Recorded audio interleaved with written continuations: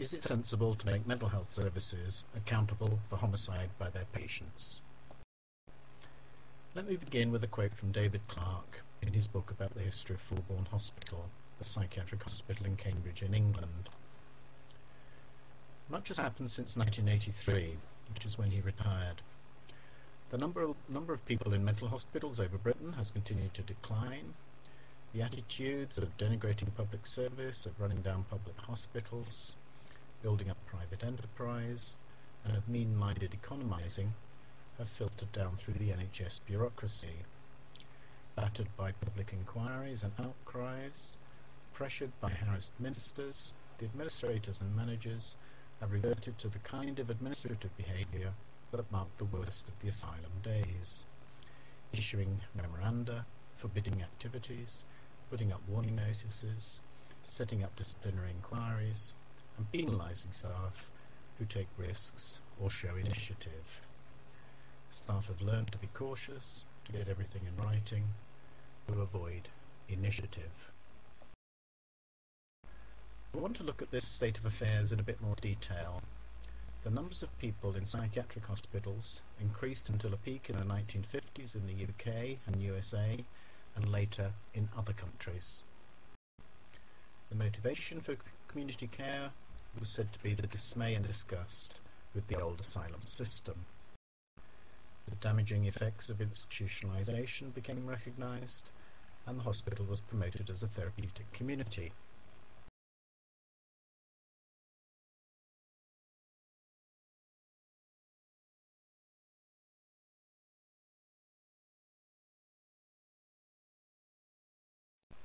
The rundown of the traditional asylum was not without controversy. Many psychiatrists felt threatened by their perceived loss of power due to the rundown of the psychiatric hospital. And campaigning organisations deliberately exploited public anxieties and criticised government policy on community care.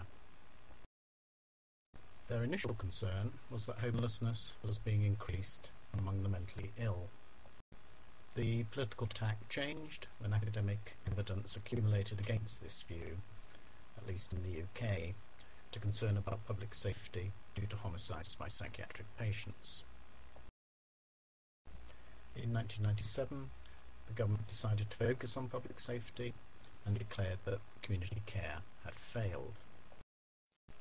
One advantage of this position is that debates about community care are no longer as polarised as they were in the past. Inquiries into mental health services have had a role in this political debate about community care. In the 1960s and 70s, several scandals came to light that uncovered mistreatment of patients in hospital. Inquiries have now shifted their focus from abuses and over-restrictive practices within institutions to anxiety about the lack of control in the community.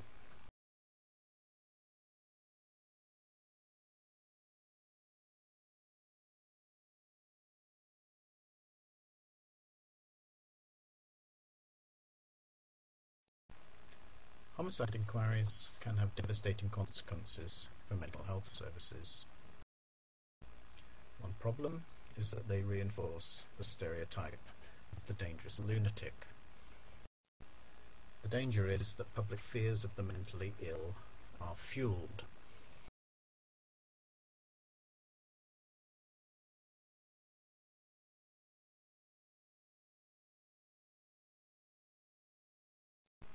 Lukewarm Luke, formerly Michael Fawkes, stabbed to death Susan Milner in 1994.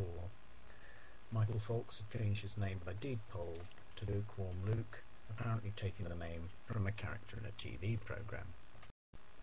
He had been diagnosed as suffering from paranoid schizophrenia and had been in and out of mental health facilities. He was released by a mental health review tribunal against advice on the condition that he continued to take his medication. However, he later refused to take his depot injection and was allowed to take his medication orally. The inquiry team criticised the lack of communication in the community care team dealing with the case. The three members of the aftercare team did not meet together in the 25 months leading up to the killing. They also criticised the decision to allow lukewarm Luke to discontinue his depot medication.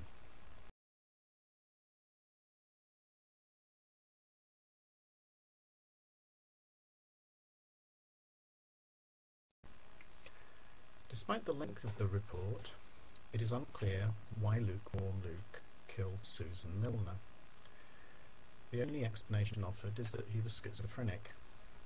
This is regarded as a sufficient and complete explanation. There is no questioning of this connection.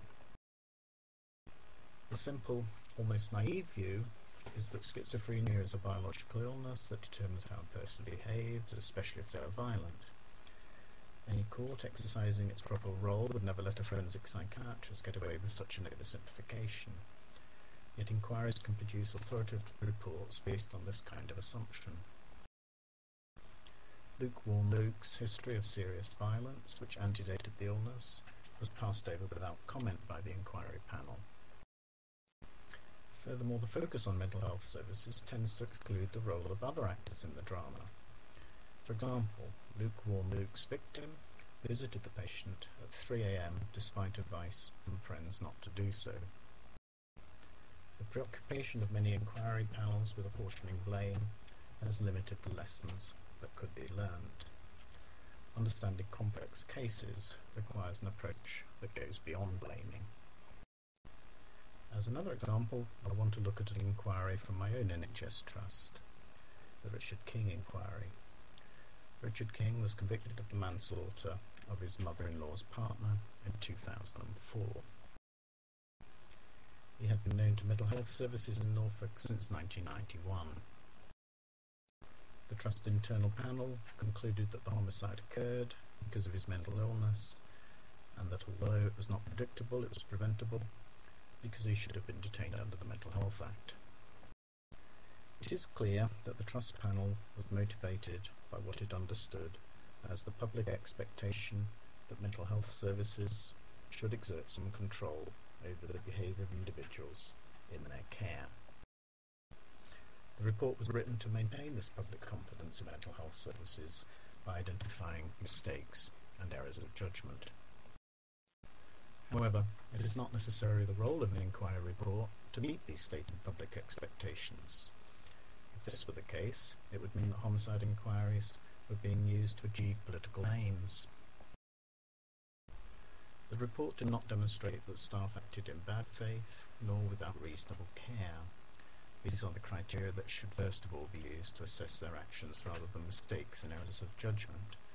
No professional system ever works perfectly. There will always be weaknesses. The panel report, like other homicide inquiries, was also written with the benefit of hindsight. Nor is it as clear as the panel makes out that detention under the Mental Health Act was indicated. Compulsory treatment is only necessary if treatment cannot be provided unless the person is detained. Informal admission without the use of the Mental Health Act seems to have been a viable alternative to detention in this case. As is required by Department of Health guidelines, there was also an independent inquiry undertaken by the Strategic Health Authority. The independent inquiry came to very different conclusions from the Trust internal inquiry. It also expressed concern about the professional consequences for Trust staff who had been caught up in the Trust inquiry and had had their competencies questioned.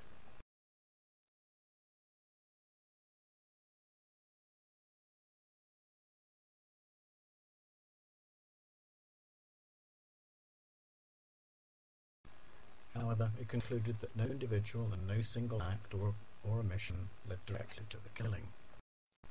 It went on to say, on the balance of probabilities, better quality care and treatment would have substantially reduced the increased risk of a violent act.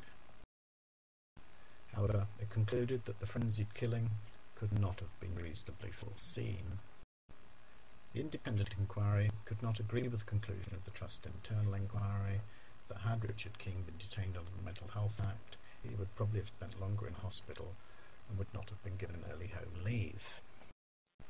Furthermore, it went on, the relationship between the factors described in the report and the homicide was cumulative and complex. There was no simple, direct, causative link. No single individual can be held responsible. gone into some detail about these reports to emphasise that homicide inquiries do not always get things right. They may be subject to as many errors as the service they tend to criticise. I want to move on to look more generally at risk in mental health. Homicide inquiries have made modern mental health services defensive.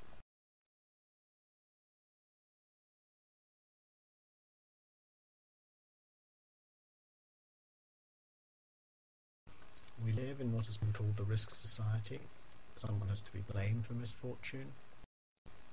As we have higher expectations of what can be achieved, our increasingly technological society switches this blame onto services provided by society that it thinks should have prevented a misfortune. However, it is always a political question about what is acceptable risk. In particular, there is a debate about the balance between risk-taking and risk avoidance. If anything, what the risk society means is a shift towards the risk-aversive end of this relationship. The word risk has been preempted to mean bad risks. The promise of a good political outcome is couched in other terms. Yet overcautious behaviour can be counterproductive. Taking risks may be an opportunity for growth, not just something to be avoided. Actually, we have very little reliable knowledge about the accurate clinical quantification of risk.